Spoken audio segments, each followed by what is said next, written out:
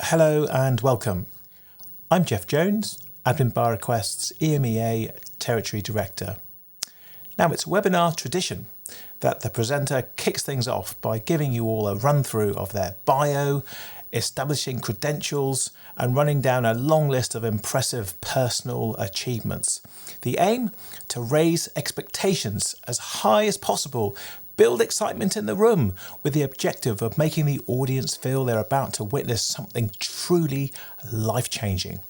So I told my wife I was going to do this, and she replied, "Maybe this is not such a good idea for you."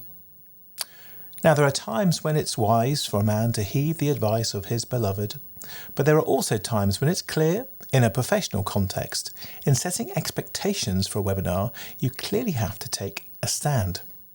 Well, here's my intro.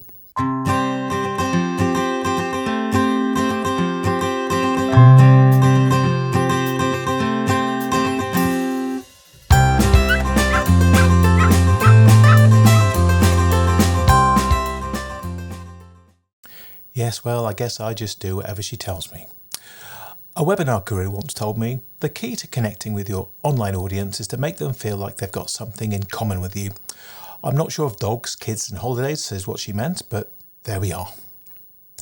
So then, that's me, and on to the topic of the webinar. The inspiration for this presentation came from a call with the head of digital workplace at a customer. Let's call him Simon. So after successfully implementing our EPM solution a few months earlier, Simon was calling with bad news. His CISO was on the warpath and our EPM solution was in the firing line. And I remember thinking it was ironic that a product whose primary function is to revoke was now facing revocation itself. So I sat there on the phone, asked questions, got answers, and it became obvious to me that Simon had made, well, what am I thinking? As a customer, we know that they don't make mistakes, so let me rephrase that. Simon had made 5 unfortunate missteps that presented opportunities for valuable learnings. I diffused the situation. The CISO is happy and everything turned out great. So when it became time for me to write this webinar, I thought, why not share these 5 learnings in the hope that one day they might prevent your EPM project from getting revoked, whether you are using our product or someone else's. So let us begin. Learning 1. Not thinking like a CISO. The first thing that became apparent to me was that even though the CISO was causing trouble for us, I could understand why he was mad at Simon. You see, Simon had failed to understand the CISO's perspective. From our conversation, I deduced this was entirely due to him having completely no idea as to what sort of a person a CISO is. So how does a CISO think, and are they any different from the rest of us? For example, if I was a CISO, would my holiday photos be any different?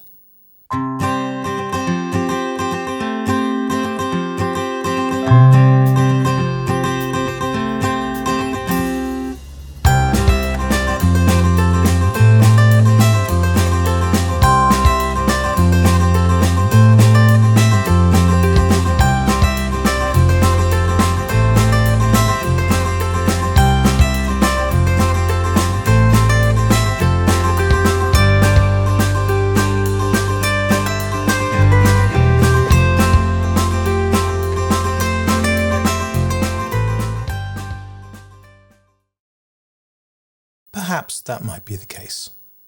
But all the CISOs I've met have all been highly focused individuals and had a precise vision of the way they want things to work and had very little sympathy for vagueness. Once you get to know them, you can understand them. And once you understand them, you can appreciate their perspective. And then you've got a better chance of predicting how they will respond to the stuff you tell them. Now, everyone has heard of a police caution. Have you heard of that? Maybe, hopefully not directly, but what if there was such a thing as a CISO caution? Something that you would need to learn before taking that call from the CISO. You do have to say something, but it may harm your defence if something you say is interpreted differently and later used against you in a 27K audit. So there is a real issue with interpretation. It's almost like you have to learn a different language. So, some examples, for example. Simon told his CISO, "We removed permanent admin rights and replaced them with just-in-time admin rights."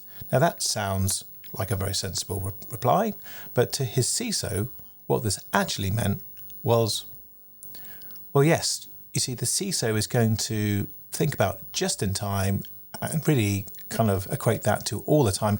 They are more considering of just enough admin as opposed to just in time. Actually, I guess they would want just enough just in time, I suppose. Here's another example. Simon told his CISO, "All privileged actions that users perform are audit logged." And oh boy, if you mention the L word to a CISO, you better make sure you've got the answers to these questions. So the first learning is nothing to do with product. Maybe this seems obvious, but it's all about carefully considering, understanding and respecting your CISO's perspective. Seemingly reasonable answers may trigger unexpected detonations.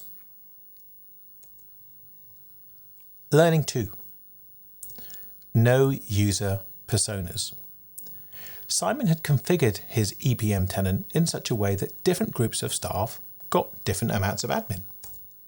So different amount of admin for different groups of users is the right general idea, but commonly we see this implemented as 3 levels of privilege. So maybe something like a little bit of admin, a little bit more than a bit of admin, and then a whole shed load of admin. And this 3 bears approach did not impress Simon CISO, and I agreed.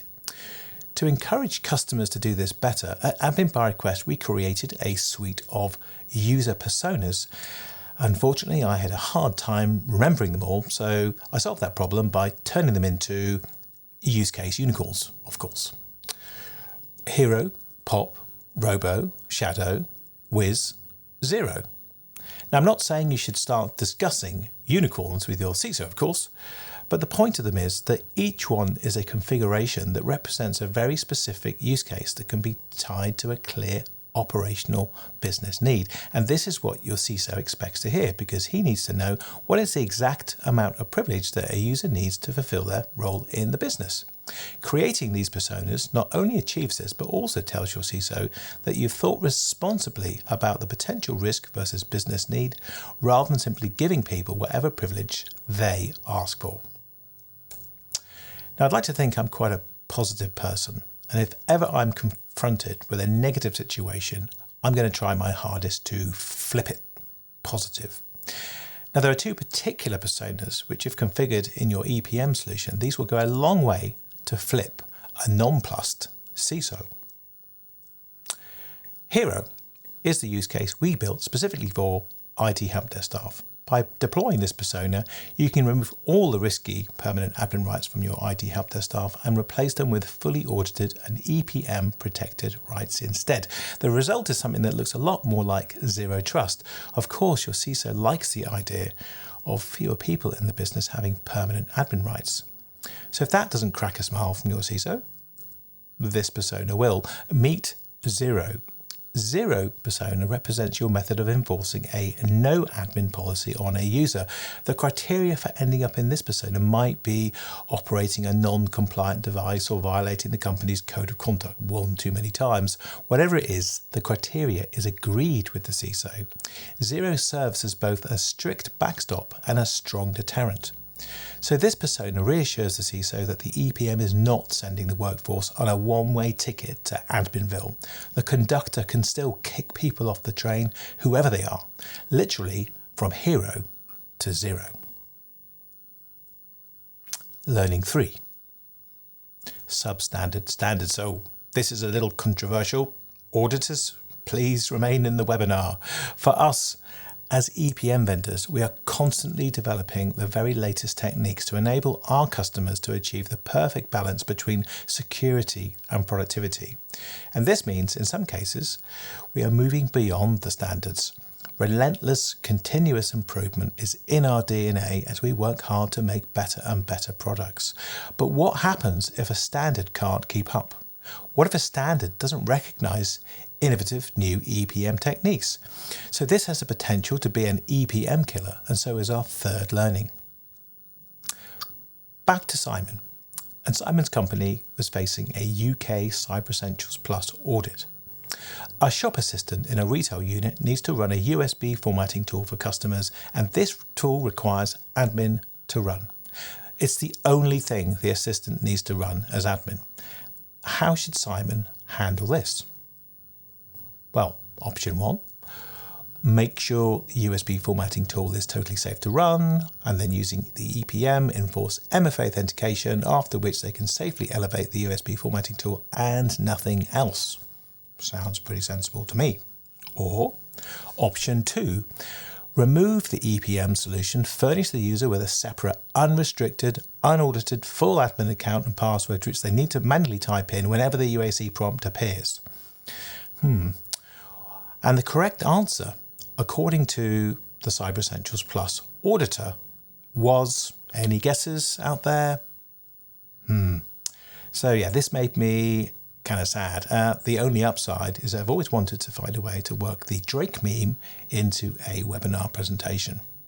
Thankfully, you can configure admin by request in such a way to keep the Cyber Essentials auditors happy. So configuring to meet a standard is the learning here, even if it's blindingly obvious that the particular standards requirement appears to be a step back and not a step forward. And don't get me wrong, I'm not anti-Cyber Essentials. It has good intentions, and it's critical that all UK businesses, both large and small, get cyber fit in order to protect themselves against an increasingly dangerous online world. However, in this case, specifically for EPM, they clearly need to update their guidance and become EPM compliant. Learning 4. Privilege awareness training.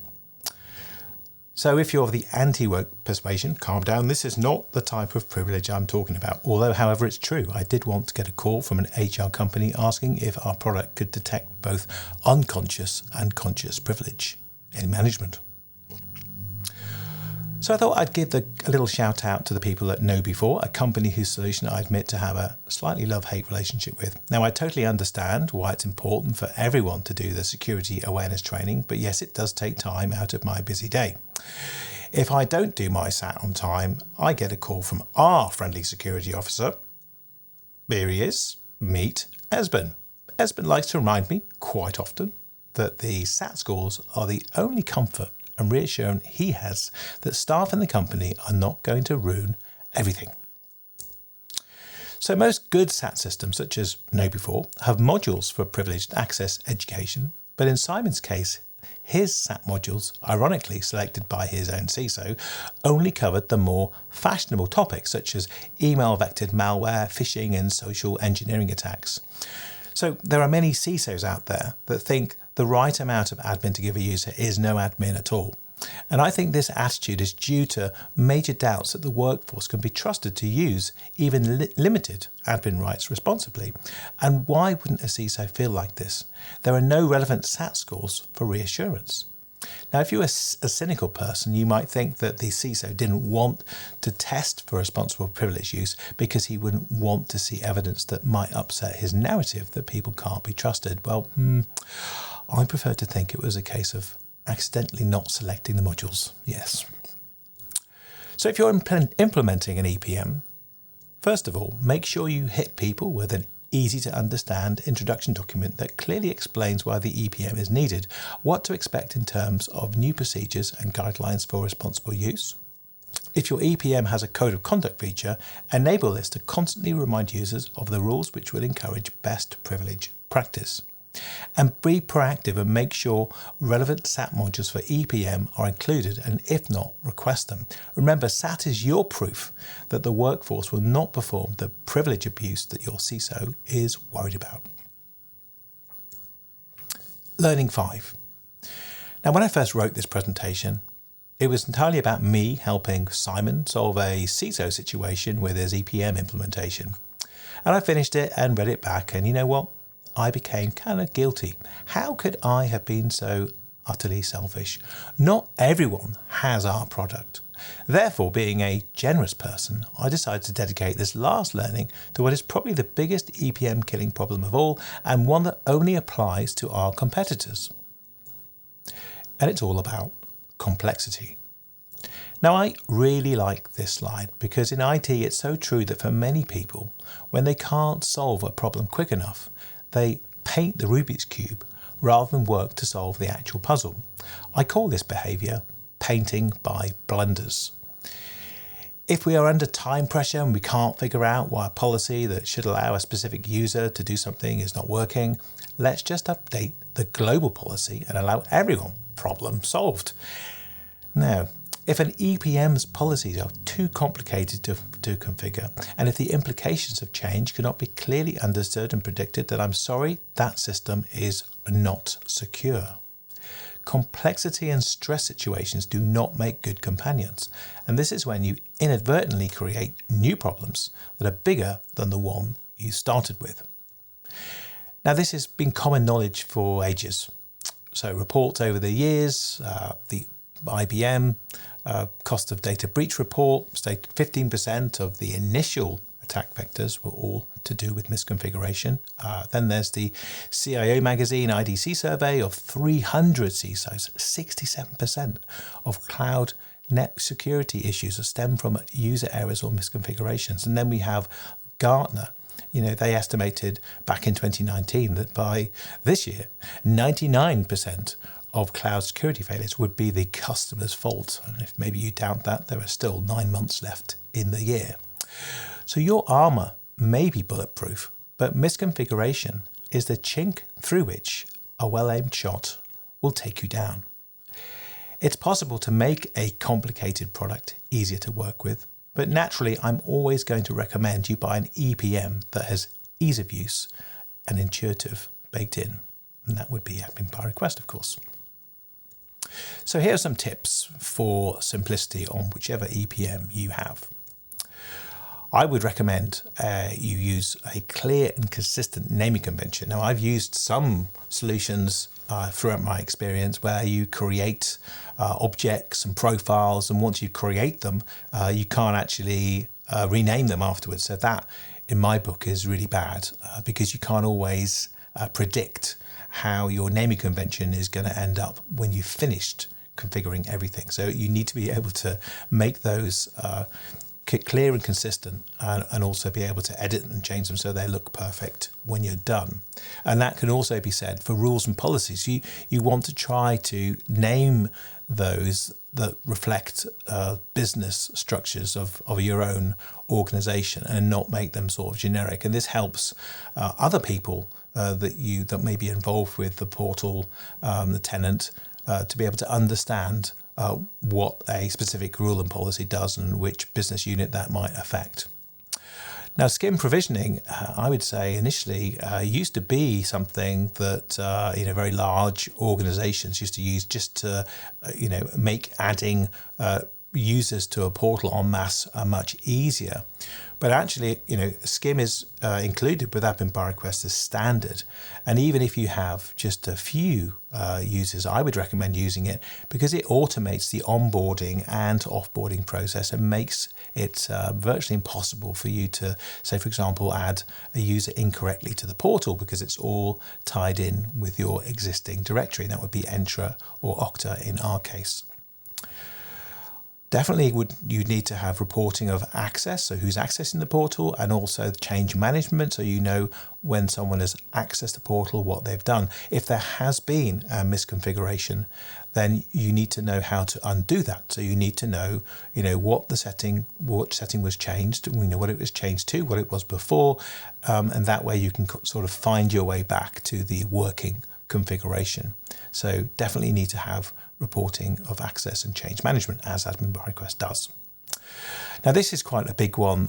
It may again seem a little obvious, but I think that familiarity and confidence in presentation of your EPM solution is really critical, in particular of getting the confidence of your CISO and your auditor when they ask you to show them various functions of how things work and how you've done certain things.